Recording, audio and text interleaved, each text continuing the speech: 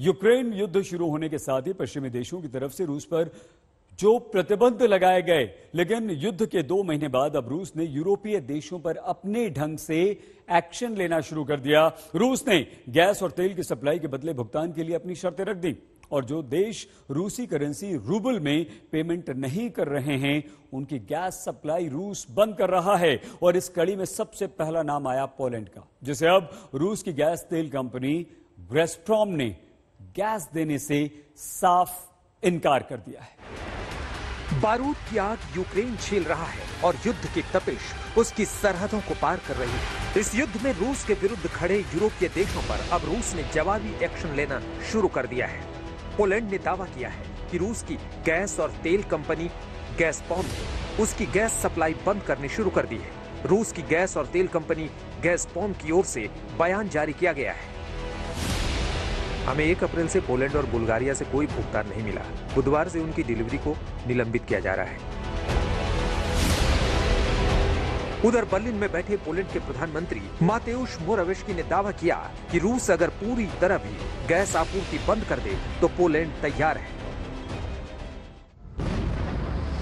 दरअसल यूक्रेन युद्ध के दौरान रूस पर जब पश्चिमी देश पाबंदियां लगाने लगे तो उसी सिलसिले में 26 अप्रैल को नए सिरे से रूस के 50 रईसों और कंपनियों पर पाबंदियां लगाई गई। ठीक इसके बाद गैज़प्रोम ने पोलैंड और बुल्गारिया को गैस देने से मना कर दिया। हालांकि पोलैंड ने दावा किया है कि उसके 76% गैस स्टोरेज फुल है। वैसे भी पोलैंड ने रूस से पहले ही कोयला लेना बंद कर दिया था और अब गैस भी नहीं लेगा।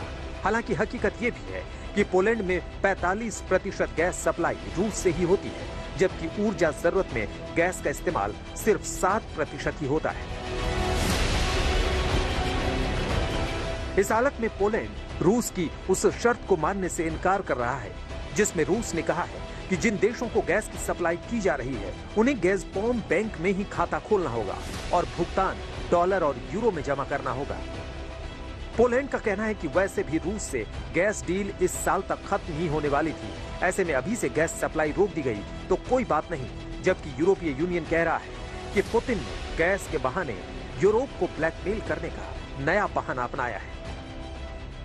यूरोपीय देशों का मानना है कि गैस के बदले रूस को यूरोप से एक दिन में 40 करोड़ डॉलर मिलते हैं और अगर रूस ने गैस सप्लाई बंद कर दी तो नुकसान उसी का होगा।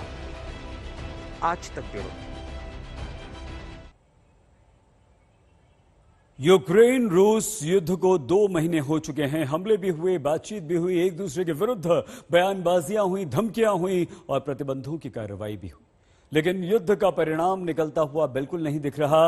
रूस बातचीत को तैयार भी होता है तो यूक्रेन झुकने को तैयार नहीं दिखाई देता, क्योंकि अमेरिका और ब्रिटेन जैसे देश यूक्रेन को झुकने नहीं देते। और ऐसे में यूक्रेन के विदेश मंत्री से जब पूछा गया कि आखिर इस युद्ध का अंत क्या होगा, यह युद्ध कैसे खत्म होगा, तो यूक्रेन के विदेश मंत्री ने कहा कि हम तो खत्म करना चाहते हैं, रूस नहीं करना चाहते। दस्तक में आज के लिए बस इतना है।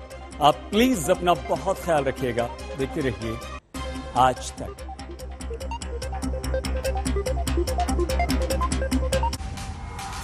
आज तक HD, सबसे तेज, सबसे ज्यादा।